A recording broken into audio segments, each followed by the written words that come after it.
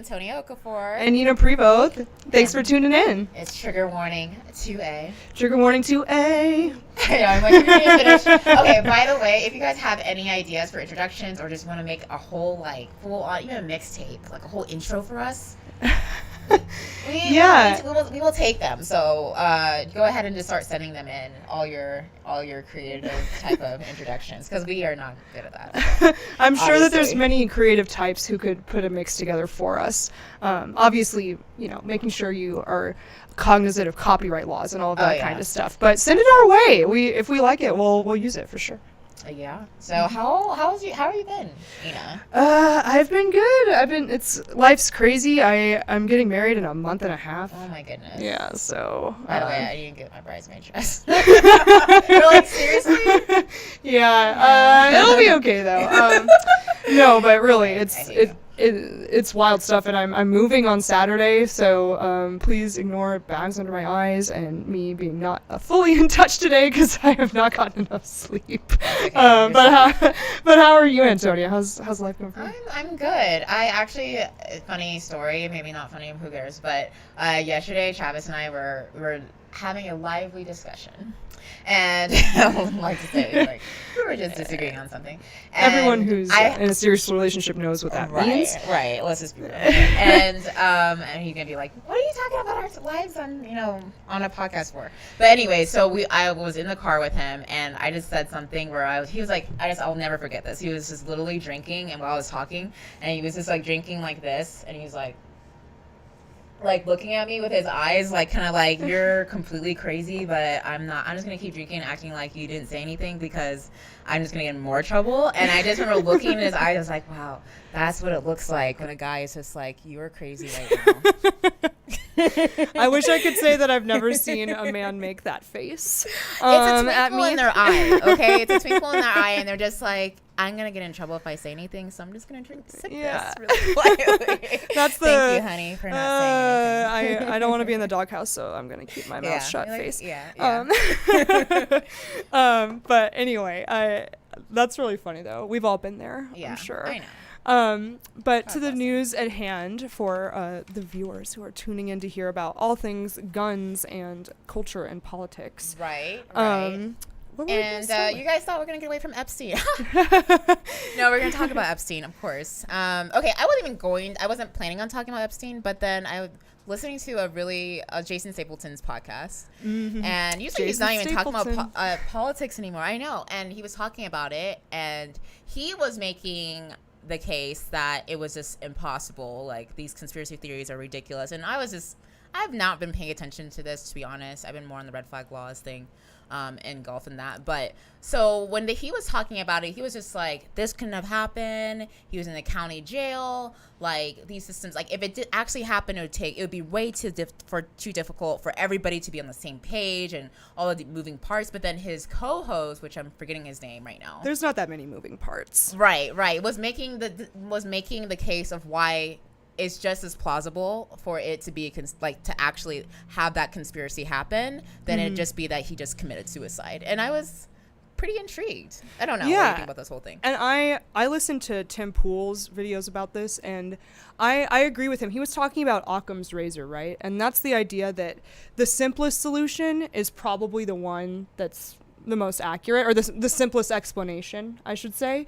And in this instance, I actually think that the simpler explanation is that there was some foul play, because I've been trying to follow the story, but there's a lot of misinformation going around. So audience, please forgive me if I get something wrong here. But from my understanding, it was a situation where he had been on suicide watch from the previous attempt that had happened. But prior to him committing suicide, they took him off suicide watch. They also removed his cellmate from the cell. Also, there was like a 30-minute gap where there was no one patrolled. Oh, that's it. And also the camera that was facing his cell, that malfunctioned, so there's no video of anything. So, and apparently that he was found unresponsive in his room in the morning, and he actually was pronounced dead. I don't know if it was on the way to the hospital or at the hospital. But it was, I don't know. To me, the guy was going to implicate a lot of powerful people, and to think that there weren't any people that wanted him dead is right. It that's sounds less wishful plausible than it was. I I know, and now I'm getting into it already. Like, I don't want to be that person, but I mean, until it's kind of almost like the Las Vegas case. I remember, like, which is closed and now, we still apparently. we still have no idea what happened with that. Right. Just for the record, we Right. really don't know much about what happened in Las Vegas at all.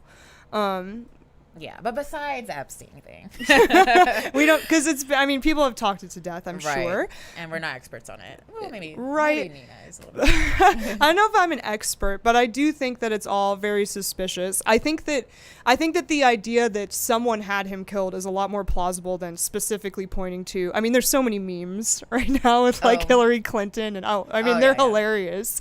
But I think that's kind of jumping probably too far. But I do think that it's a reasonable person would be suspicious of what happened there. For all of those things to line up and have it not be somewhat orchestrated, to me is actually less plausible than all of those things happening just of their own, like random accord. But again, we weren't going to stay on Epstein long. Right. Yeah. And before we change the subject, does anybody have a question on Epstein? Edgar? No. Edgar's like, no. I don't produce. He shakes his head no. For your conspiracy crap. No, girl. No questions for you. Fine. We'll move on then. We'll get into why we're really here, and that is we have a special guest all the way from Maine, from Augusta, Maine, joining us today to talk about, again, red flag laws, but more, specifically the alternative to red flag laws, which I kind of talked about this earlier today, and I had some feedback of people who were just like, there's no alternative. There shouldn't be one. Like, any type of legislation is anti-liberty. Okay, take a deep breath, calm down. All right, so we're going to talk about the different alternatives, the different options, rather, maybe not alternative options that we have out there. We had the girls from holdmyguns.org come and talk about their organization and their whole self-governance option, right? Which I, of course, I'm completely for, and I believe that should always be the number one option for most people. Anytime you can privatize something, I'm usually in favor of it if we Absolutely. can. If government is not involved, I think it's the best choice. I'm just going to say that on record right now. But we have other people who've gone through this process in the state avenue of things, and Maine has actually gone through it and has already gone through the legislative process, and we have a bill now law in place that is different. That is not a red flag law. Let me just make that clear. It's not a red flag law. But we're gonna talk to the main player in this Maine legislation, and we're gonna have him on. David Trahan. Did I say that? Did I mess it up? Always. Yeah, you said it right, I think. Yeah, David Trahan. He's former representative and state senator. He was both, I think. I'm pretty sure I'm getting that right. From Maine, and he's on from Sportsman Alliance of Maine to talk about their process of, getting this through, and his suggestions on what we should do next, because there's a lot of talk about what we're going to do next after this. So, right. So David, are you on? Yes, I am. Good evening. Oh. Good evening. I am here. Oh. Lost the audio. He lost you. Can't hear you. No. Can't hear you. Yeah. There we You go. are. Okay. better? Okay. I just took my annoying voice saying something like that. But yeah, well, thanks for staying put and working with us on this whole thing and joining us so late. I know it's late over there. Really thankful for you joining us today. Thank you. Awesome. I'm glad. I was just going to say, we're really great to have you. We're really glad to have you. Maybe you want to tell us a little bit about yourself, or for the audience who might not know about you. Sure. I was born in Maine. I have been a sportsman my whole life, starting from when I was actually too young to hunt and fish, but my dad took me along anyway. So I've I've always been an outdoors person. Owned guns my whole life. I was actually a self-employed logger for 35 years. Wow. And during that process, I got elected to the Maine House of Representatives and then to the Maine Senate. And I've done everything from be the lead Republican on the Inland Fisheries and Wildlife Committee to chairing the Taxation Committee. And so I also served on the Government Oversight Committee. So I've got a pretty broad experience in government and how it's run. And I took over the Sportsman's Alliance Maine about 7.5 years ago. And we've been doing some pretty good things in our state. We're seen as one of the most powerful politically an organization in the state, probably one of the top three. We have a very vast network across our state of fishing game clubs that we partner with, and we have pretty significant membership, between 8,000 and 10,000 at any given time. So yeah, I've got some experience in the process, and right now our legislature is made up of a very strong, almost 2/3 majority of Democrats in both chambers and a Democrat governor. So we have a very receptive legislature to some of the gun control issues that are being talked about around the country. So I wanted to put our political process in context for your listeners. Yeah, and we actually have a very similar political situation happening in Colorado right now, where both houses of our legislature are dominated by the Democrats, and also we've got a Democrat governor. And I think that it's the first time in several centuries that every executive office that was voted for is held by a Democrat. So we certainly hear you on that in terms of your government and your state being very open to certain laws that they might not have been in the past, especially with regards to the Second Amendment. Sure. And I think that just goes to show with the red flag laws, there's a common theme, there's a common thread here that most of the states, most of the legislation that's been pushed forth when it comes to red flag laws have been pushed by Democrats, by big government individuals who want this. So this is something that Democrats have wanted, anti-gun people have wanted. Again, why? Because like Dianne Feinstein said at the March hearing, that it's just a means in order to eventually ban the assault, quote-unquote assault weapons that she wants to eventually ban. So it's a means of gun control. Let's not get that wrong. Let's not get that twisted, okay? It is. And the ones who are pushing this are Democrats. So there's a reason why they want this so bad. Personally, we should not be on that side of it. So just there. But can you talk a little bit, like, who was pushing this? And you already kind of answered before that you weren't in the legislative body at the time when this was going through, right? Like you were no, it's actually law. Sportsman Alliance of Maine at this time. Right? This just happened this last legislative session that we faced between 12 and 15 gun control type pieces of legislation, from magazine capacity reductions. We saw a whole slew of anti-Second Amendment bills. All of those we helped to defeat. In addition, we had the red flag bill, we had a preemption bill, which allowed municipalities to create their own gun ordinances. We defeated that as well. So we saw a whole wave of anti-Second Amendment legislation here. The thing that we have in Maine that Colorado has is we have a referendum system.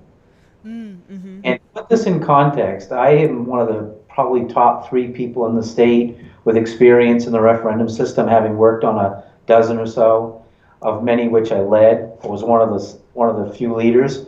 So we have a sort of a backup to a government that gets out of control, and that is a referendum system and our organization's ability to use that referendum system. And we did not shy away from saying if something passed, we would help organize a people's veto. So that kind of puts things in context. So it gives us a little bit of leverage. In addition to that, this bill was actually the red flag bill that came from Senator Millett, a Democrat from the urban, heavily populated southern part of Maine. And it was an out-of-state bill. It was a typical Michael Bloomberg type piece of legislation that they're promoting all over the country. except this one had in it some provisions that I immediately criticized, and I think appropriately. The red flag bill they were proposing had a component in it that created a simultaneous search warrant as a red flag Wow. for court. Now remember, it requires probable cause, some evidence of a crime for the place to be searched. Right. That in criminal code, in order to get a search warrant, there has to be some evidence of a crime in the place you want to search.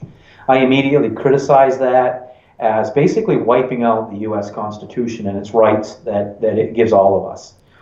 Yeah, I mean, you might as well just torch the Bill of Rights with that, in my opinion. Absolutely. And so I think that was an effective talking point for us. The governor, who is a past attorney general, I think Janet Mills recognized, as well as the committee chair of judiciary, who was also an ex-attorney general, recognized that if they tried to pass that, we would challenge that in court, and they would likely lose. So there was some leverage for us to talk. We approached the governor and said, we understand there's a wave of bills coming, particularly red flag is the worst of all. It scares us. We will fight this tooth and nail. So we said, we want nothing to do with the red flag, but if you want to look at our mental health statutes, we will look at those to see if there's something we can do to strengthen our law. And so the governor had their staff meet with my board of directors, and we talked about how we might examine the statutes. And lo and behold, because we were willing to talk, I think we found a gold nugget, not just for Maine, but for some of the other states as well. In our state, we have a protective custody statute for people who are in a mental health crisis. The way that works, and it was passed in 1975, I believe, so it's been around for almost 5 decades. If a law enforcement officer believes an individual is in a mental health crisis or is under a mental health condition that makes them a danger to themselves or others, they can be taken into protective custody for up to 18 hours. During that 18 hours, they need to be presented to a medical practitioner who confirms that they're in a mental health crisis. And at that point, there's a number of things that can happen. They can be held against their will in what's called a blue papering process, where they're put into a hospital for treatment. They can be treated and then released once they're stabilized and okay to be released. They can be put into a hospital, and then the courts can then have a probable cause, not a probable cause hearing, but a due process hearing where they can be committed as insane, basically into a mental hospital, or they can be put into an outpatient treatment program. Well, in Maine, what we recognized was that because we're a rural state with heavily populated areas, we don't have mental health services in much of the state. So people were falling through the cracks. They were coming into protective custody, not being treated, held for 18 hours, and then released. And it became a revolving door for people in a mental health crisis. So some of these individuals were committing suicide. They were committing crimes.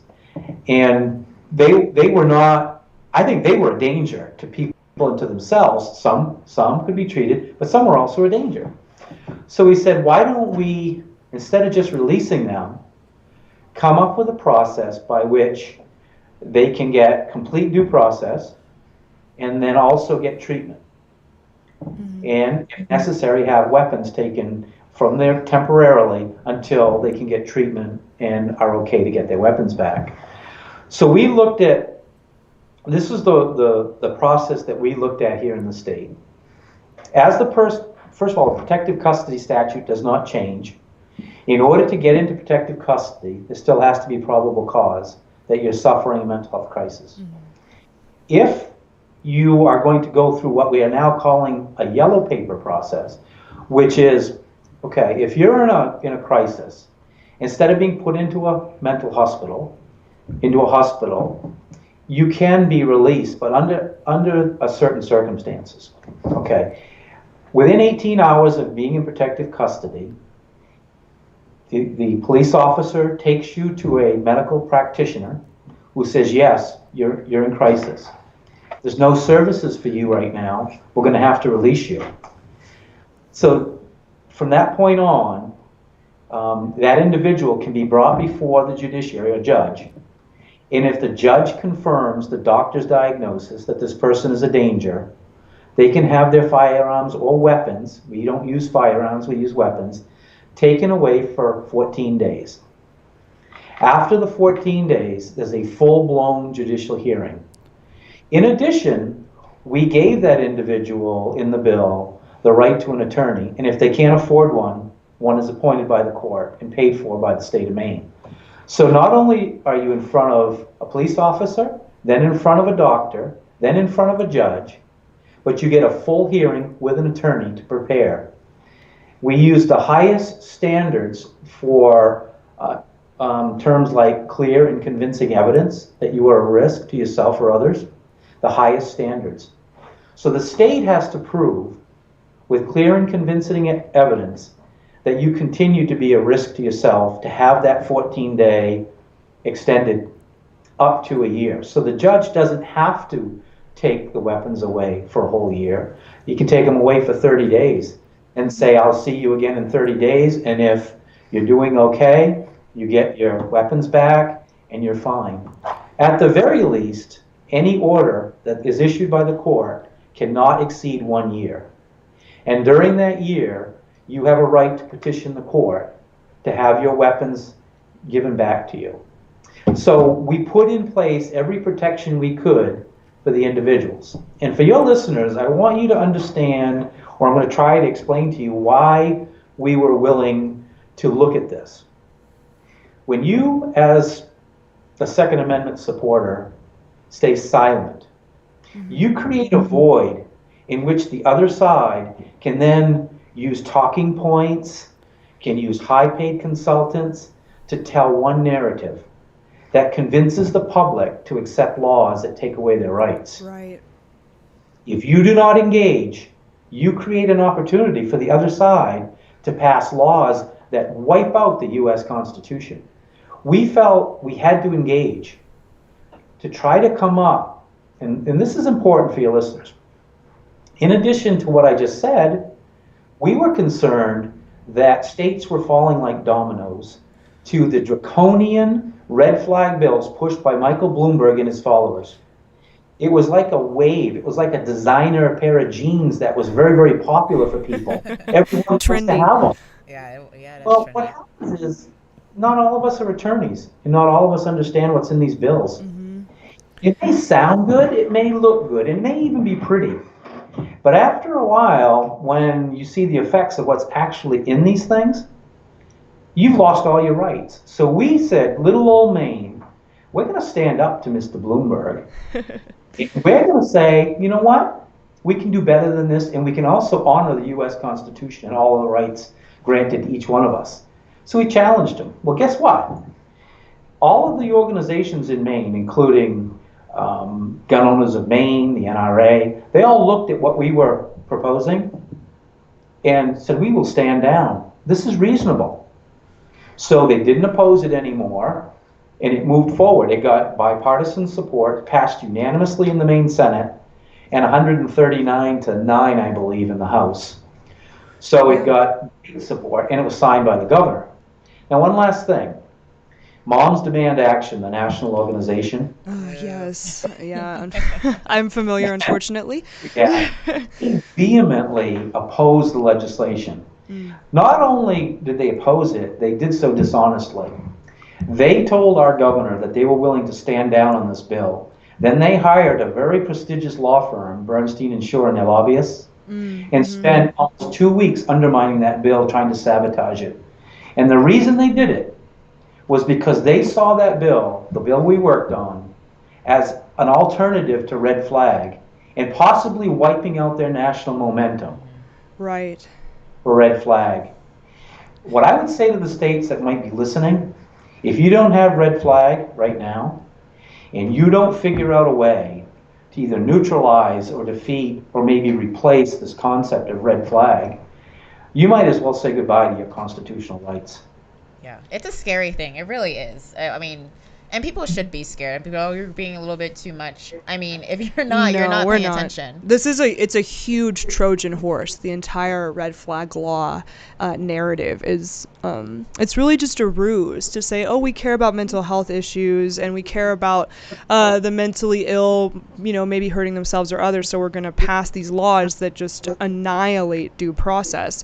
And it's really interesting to hear your alternative because I actually worked as a clerk in a court that did mental health cases. He was the only judge in my entire county that heard mental health cases. So I actually heard a lot of proceedings that are very similar to what you talked about, where they would have a lawyer there appointed by the state. They would have to have already had documentation from a doctor that this person seriously had a mental health issue. And if they objected to it, which they almost always did in terms of being committed or something of that nature, they had a full hearing. And even if the person was really obviously kind of off their rocker, so to speak, the full process and hearing went through. And there could be some arguments about whether or not the way those mental health hearings are run is perfect, but I think it's certainly better than the idea that we're just going to say some random third party who knows you can just go to a judge without going to a doctor, without in your case apparently without even needing probable cause of any kind, to then just take away your Second Amendment. And most of these red flag laws, it's not a situation where it gets revisited in 14 days. It's more that it's taken away from a year, or at least in Colorado, it's taken away for, it's either 6 months or a year. Check me on that. But you only get one opportunity to appeal, and it's to the same judge that decided whether or not you were a danger to yourself in the first place. So we've got to find a way that we can address the fact that there are some individuals who might harm themselves or others with a firearm without just, like I said earlier, just torching the Bill of Rights, which is what it sounds like that previous bill was going to do. Oh, absolutely. And I think your listeners, this is an important point for them, I think all Americans to understand. We look at this in the context of the Second Amendment, but you have a right, a Fourth Amendment right, protections from search and seizure in your home, right, in your private areas, your automobile. So the government has to have a reason to intrude into your life, to search. You have a Fifth Amendment right and a 14th Amendment right. They're state and federal rights not to self-incriminate. You have a right to face your accuser. There's a whole number of rights that you have as an individual. Yes. Okay? These red flag laws wipe those out, not just the Second Amendment. They wipe out all the other protections that you have. And I'm going to give you an example of how that happens. All right, let's say your neighbor believes you're dangerous and files a red flag order. You don't know anything about it. It's called ex parte. It means this all happens without your knowledge. Right. You're not in the courtroom. You don't get to know. That's right. That's right. So when this order is placed against you, there's no proof, there's no evidence whatsoever of a crime. You haven't done anything wrong. You don't even know that the police are coming to see you. Mm-hmm. And you can talk about the case in Maryland in which a man died in just such a case. All right, so the police officer comes to your house. In Maine, marijuana is legal. Under federal law, it's a Schedule I drug, right. Class 1 drug. Means you can't own a firearm and have these types of drugs in your possession, okay? Mm-hmm. Policeman comes to your door, knocks on your door and says, I have a red flag order for you, Mr. Trahan. You need to give up your firearms. Sitting in the corner is a marijuana plant or a baggie of marijuana that's legal in Maine, but illegal under federal law.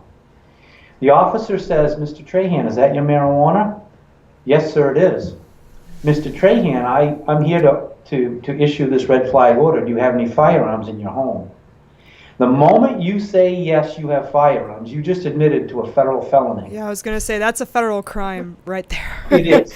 And you just incriminated yourself. You have a right to not incriminate, self-incriminate. Mm-hmm. The government can't put you in a situation without giving you due process and teaching you what your rights are before they start to question you, before they search your home. Mm-hmm. That's the danger in red flag laws, is that basically you're opening the door to the government without ever having done anything wrong.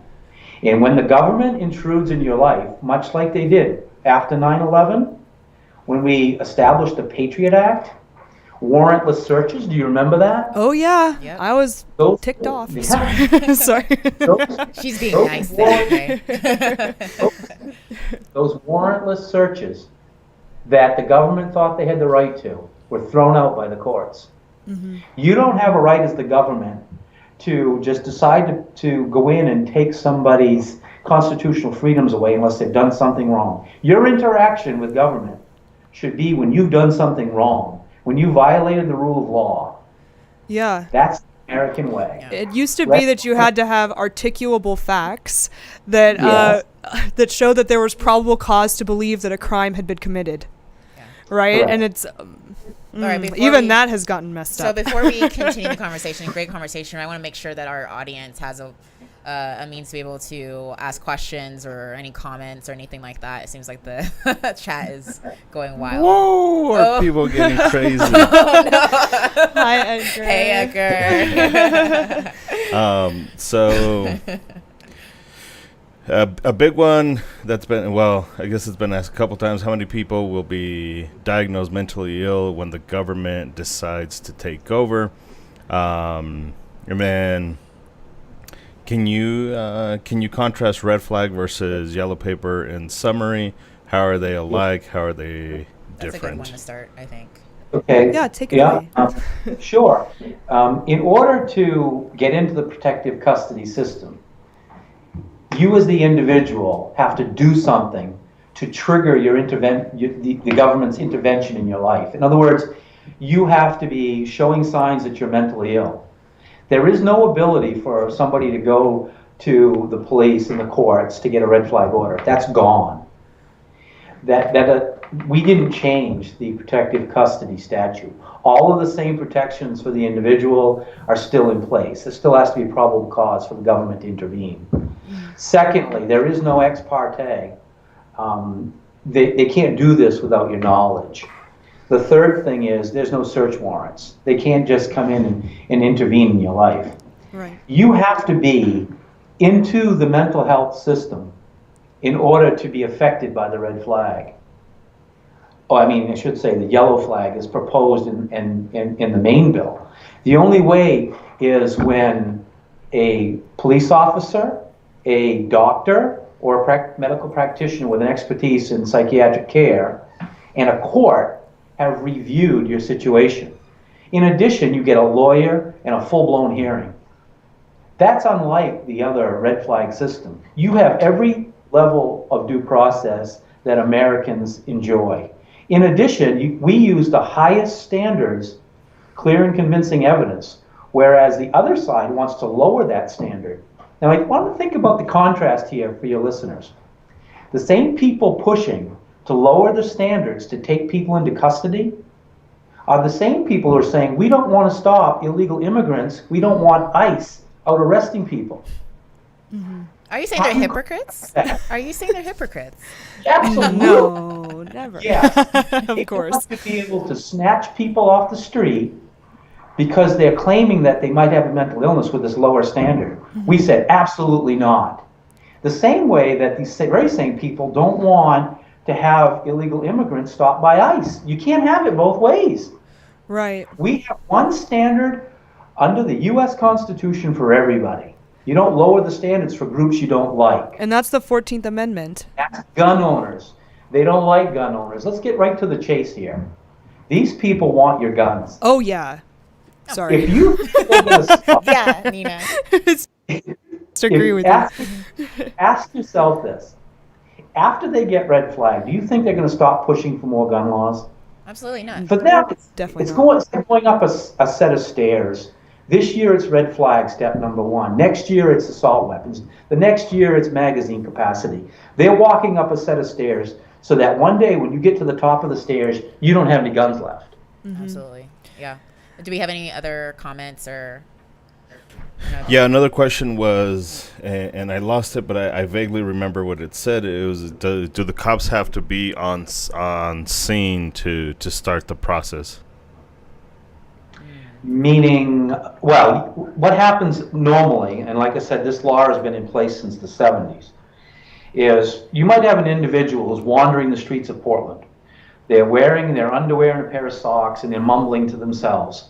Somebody calls up and says, there's a strange man, he's not wearing many clothes, and he's wandering the streets. The police officer then would come and say, sir, are you okay? If that person can't speak or they're acting oddly and indicate to the officer that something is wrong, that's when they can come into custody, because it's probable cause that this individual is in trouble. Now, this is an important point as well. Prescription drugs are rampant now, and people have adverse reactions to things like prescription drugs. They can, if they are a diabetic and they don't have their insulin, they can then go into shock. So there's times in which individuals need help. Right. Or if you don't take your antidepressants, that really can mess with people if they don't have an antidepressant for a few days. And I don't mean to interrupt. There's a lot of instances like that. Yeah, and that might be a situation where a person can come into custody, they can get treatment in a few days, be okay. Those individuals can be released. It's the ones that are in trouble that need more than just to adjust their medication. They may need to find a psychiatrist to diagnose what's wrong with them, if they're bipolar, if they're schizophrenic. Those types of individuals, we're trying to connect them to the services that they need, not just because it's a gun issue, but because they need help. Some people need help. Mm-hmm. So that's why we didn't talk about guns in our bill. We talked about weapons that might be a danger to themselves or others. It could be a car, it could be a rope, it could be a knife.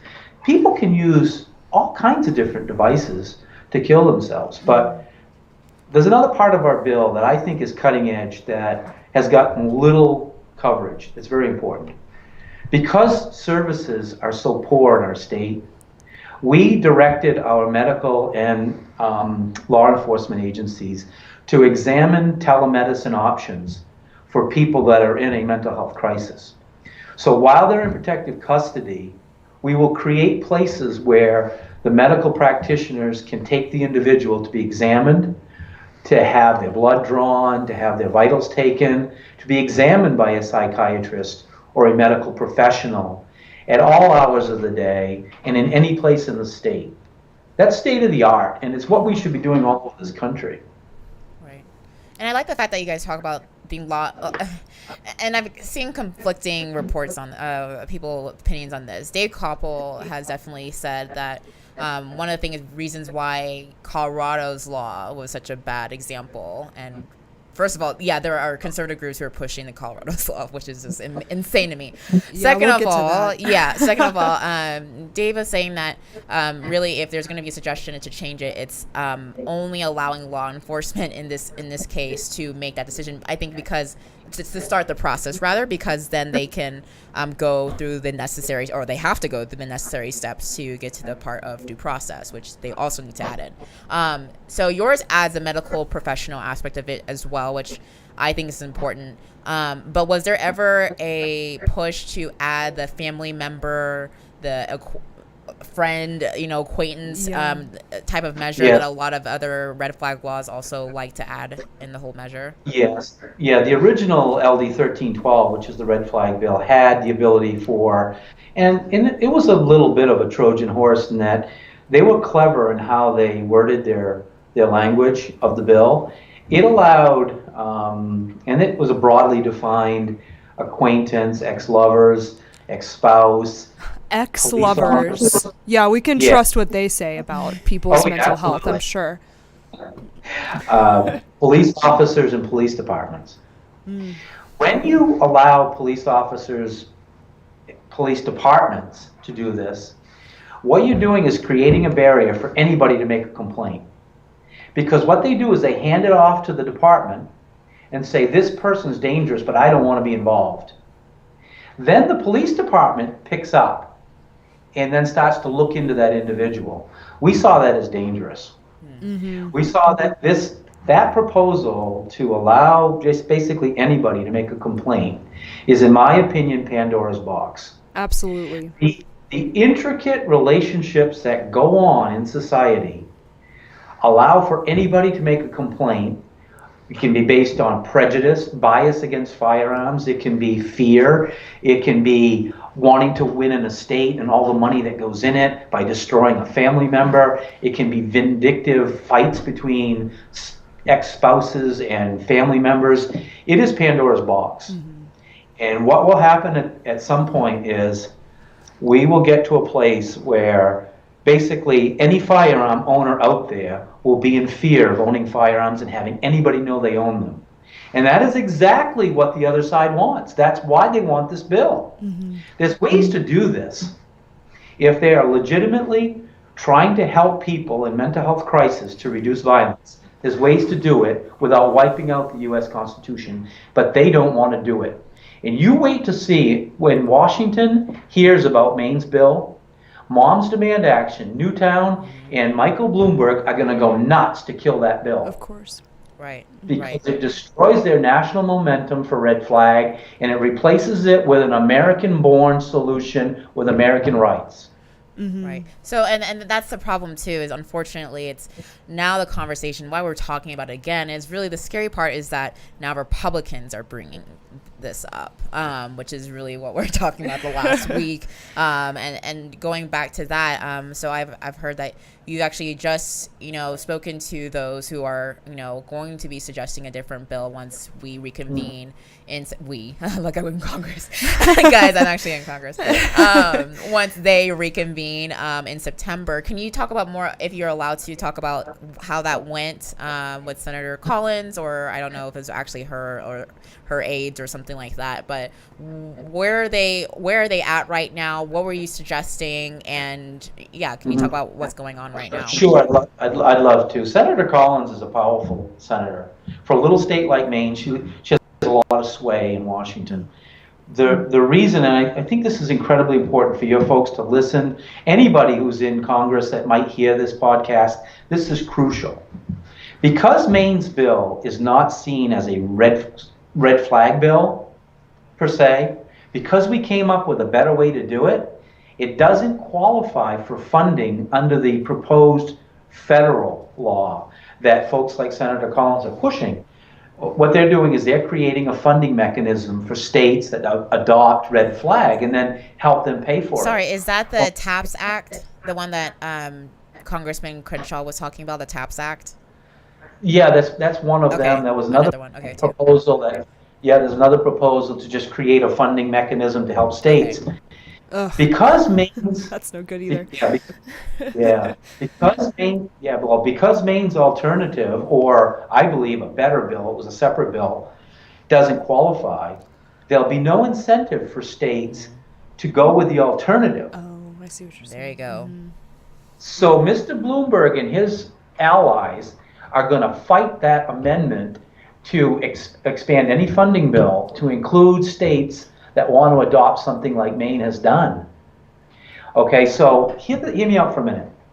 You have states across this country that are extremely liberal, and you might as well say are a lost cause. California, Massachusetts, places like that. Massachusetts for sure. Then you have a group of states in the middle.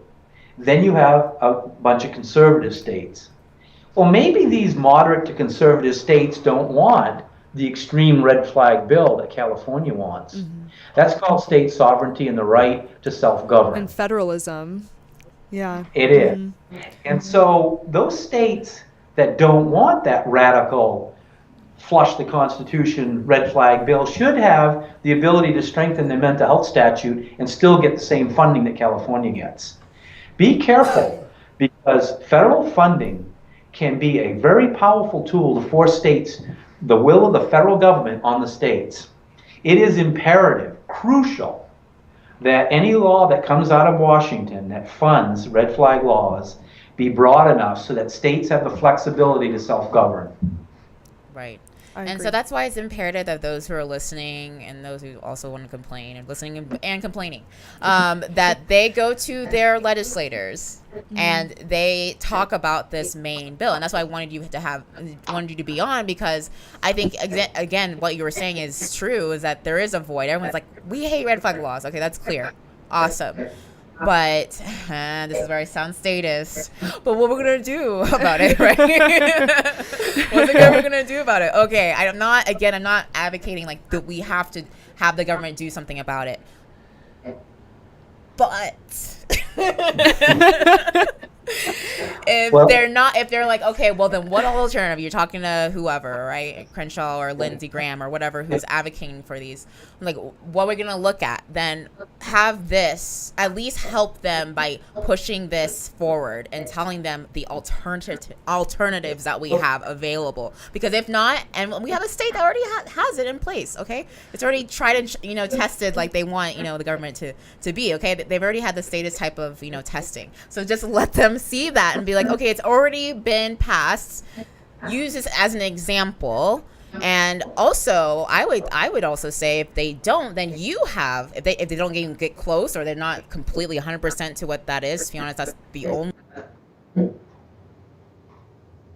You have a measure to say like, well, you didn't pass the test. You didn't even I brought you this, and you didn't even, implement something that was at least 99% to 100% of what this is. So you're not doing your job as a quote unquote conservative freedom person who wants to uphold extensive due process, like you said you would want to enact and be constitutionally sound.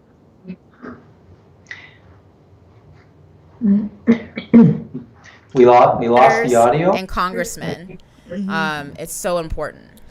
It's true. You have to have or let your voice be known on these issues, because I do think that even at the federal level, if a legislator, perceives that they might not get reelected again over an issue, they probably will actually adjust their stance on it.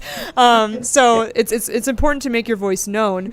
One of the things I thought was the most concerning about some of the Republicans who have been pushing the red flag laws, and I'd like to hear your opinion on this, Mr. Trahan, is that there's a lot of arrogance in it, as if the red flag law. Obviously, this is the solution. We've all been talking about mental health for so long. We have to do something, and clearly this is the right answer. So, other than the due process, well, I guess the due process issues are kind of big. But what would you say to some of these Republicans, conservatives, quote unquote, who would say that the red flag law is clearly the right solution, and maybe would say that the mental health solution that you have in Maine wouldn't go far enough? I'm just curious what you would say to these more outspoken politicians about these red flag laws. Well, first of all, if you think one bill is the solution, then you are an absolute government supporter who believes government can solve all your problems. Amen. Because, yeah. Well, people are individuals, and as long as we have free will, we do what we want.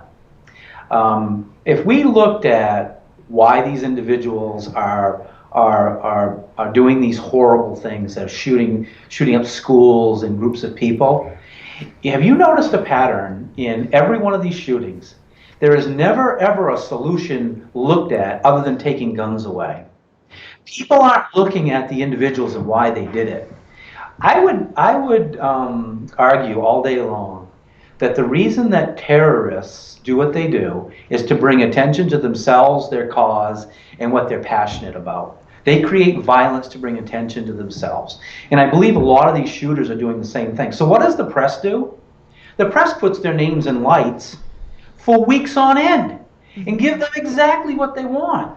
Why aren't our smart researchers looking at other reasons besides guns, as like guns drive people to do these things? Why are they doing these things? And I think what you'll find is it's a combination of culture, depression, frustration, willingness to do these horrible things, to feel relevant in the world, to a combination of mental illness, drugs, long-term drug addiction. All of those things are unassociated with firearms. Right. They are cultural. They are individual. They are, I think, signs of a society that is looking at the wrong solution. Because the longer we look at just one-dimensional, which is firearms, all these other things are getting worse. Right. And for the people who are saying these shootings are getting worse, maybe instead of doing the same thing over and over again, expecting a different result, and isn't that the definition of insanity? Yep. We ought to be looking at all of these problems as maybe needing individual solutions. Let me ask you one more thing about that. If a person is hell-bent on doing something bad, you take their guns away. They're looking at places like Europe where you can rent a cargo van and go in and run over a whole bunch of people. Do you think that's never going to happen here? You take all the guns away. Do you think these bad people stop hurting people? They just find other ways to do it. And the reason they do that is because it's not about the guns. It's about something else. And while we're looking away, these other things are getting worse. And I say for those congressmen that are listening and senators, shame on you for thinking it's one-dimensional. Because we as a society need to look at what we are as a society. Where are we going? Do we want to be better than this? I think we do. And, by the way, that isn't Republican, Democrat. That's American. Right. All of us feel horrible when people are murdered. All of us. Democrats, Republicans, Greens, all of us. So why aren't we doing this as a country instead of creating little factions and fighting amongst ourselves and letting people, this is key too, letting individual billionaires tell us what the solutions are. Michael, you don't know everything. We need to look at this as a country and as a people and stop letting a few individuals tell us what the solutions are. Absolutely. I will say, so I found you from Tim Knight on his podcast, State of the Second, and I will say, I'm sorry, Tim, but we really riled you up a little bit. So I was like, oh, wow, look at that. So I'm sorry, Tim, we won. He's like, this is not a competition. And I'm never going to tell you about my guest again, but thank you so much. And that was a great way to end this conversation for now. But unless I was just gonna comment question. or just hammer on just one thing you said, which I think is so important, and it's something I ranted about plenty in the last podcast that we did. But I do think that when we're talking about mass shooters and this problem that we're having in our society, we have to look at the fact that there's so many people who are nihilistic, who are disenfranchised, who think that they have gotten the short end of the stick, who we have people who are living, as Thoreau would call it, quiet lives of desperation. And instead of trying to figure out why our society is producing so much depression and a culture that doesn't care about life, we keep looking at inanimate objects. And inanimate objects can't do anything. Only humans and individuals can do things. So I just really appreciate you saying all of that, because I do think that it's a matter of healing our culture and healing our country before we can really move past all of these mass shootings. So, and I know I just wanted to reiterate that because I think it's so deeply important. Absolutely. Yeah. Absolutely. I think what we're talking about doing is having a deeper conversation than let's just pass one gun law and our problems are going to go away. Because we all want a simple fix. It would be nice if you could just pass one law and all the evil in this world would be gone. But that is not ever going to happen. This is something that we're going to have to work at every day, every week, every month, every year of our lives. Because free will. People will do bad things. And they will. They have since the beginning of the world and humans, and they will when the last human walks the earth. That's just the nature of the beast. But we as a society, as Americans, we determine how the rest of the world sees us. We reflect ourselves on the rest of the world, and I think we have to come together first. And as a country, figure out what we want to be as a country and reflect that in our leadership.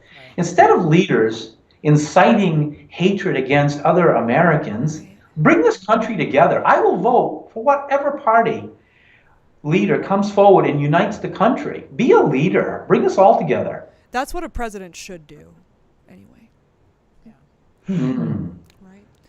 Well, I think that was a great way. I agree. I think that last phrase was just so perfect for the end of our interview, because it has a little bit of hope in it, but it also has, a punch of the truth. But exactly, because at the end of the day, we can talk about this, and unless people go, again, call to action and do what they're supposed to do, instead of just talking about stuff on social media and how much I don't like this new congressman or whatever, none of that is going to actually change minds. It's not going to actually put anything into action. So you guys have to go out and do stuff. We all do, and that's our call. That's our role as citizens, keep people accountable, but also to act, meaning keeping our representatives accountable. So I wanted to end this because I knew it was going to be a pretty, not a dark conversation, but a conversation that's weighty. It's well, it was informative too. But I wanted to end Babylon Bee, of course, always bringing out the great hits, and the facts at the same time, just the straight up truth. And thank you so much, Mr. Trahan, for being with us. And Thank you. we'll have you on again. Yeah. All right, thanks. Well, is he going to stay on? Oh, do you want to stay on for us to discuss this last article? We'd be happy to have you. Yeah. Yeah, I'll stay. Okay, cool. If I can be any help, Yeah. anything positive to the discussion, I will. Absolutely. So Babylon Bee has this article called "Shooter Walks Free as Police Tackle Arrest AR-15." I just thought it was funny. A part of it goes, they managed to tackle the shooter's AR-15 to the ground. They pinned it to the ground and kicked it a few times for good measure. Though it did not appear to be resisting arrest. Bewildered, the shooter shrugged and slowly backed away. Honestly, I was kind of hoping to make a name for myself, he told reporters later. But they just blamed the gun. So, well, I guess I won't be famous after all. I just thought that was funny because it's so true. And it just goes so well with what's going on right now. Funny, but I mean, that's how people truly think that it is really the gun. It's the quote unquote assault weapon. So Babylon Bee, good job with keeping it funny. And it's satirical, guys. I've shared a Babylon Bee article before, and I got so much hate. It was about people AOC. thought it was real. Yeah, I was like, come on. Which, maybe that just goes to show that AOC just never know if it's real or not. But because of the absurd things she said. So I will give you that. But this was satire. And we'll have the article out later. But we're just going to end on that note. Yeah. And great conversation. Thank you guys so much for joining. Lively debate, obviously. I'm seeing it from here. If you guys want to talk more about it, I'm on Instagram. You guys can just let me know what you guys really feel. Email us at triggerwarning2a at gmail.com. Yeah, and follow us on Twitter and all of that. We'll have our social media links in the description. Yeah. And if you like our social media, our social content or whatever content in general, and you want to be a supporter, because we do this even though we love being with Edgar once a week at least, it doesn't pay the bills. So over that hour-long drive that I drive here. So if you want to be a supporter for Patreon, a Patreon supporter, just go to it's a Trigger Warning 2A podcast. On Patreon if you search for that. And I swear I will post, we actually do have like a Bitcoin wallet now, so I will post that. And we also have a mailing address if people want to send donations via mail. So I'll put all of that at least in the description on my channel. And thank you so much, guys, for listening. Yeah, well, that is it for Trigger Warning 2A. I'm Antonia Okafor. And I'm Nina Prevo. Thanks for tuning in. We'll see you guys next week. Yes.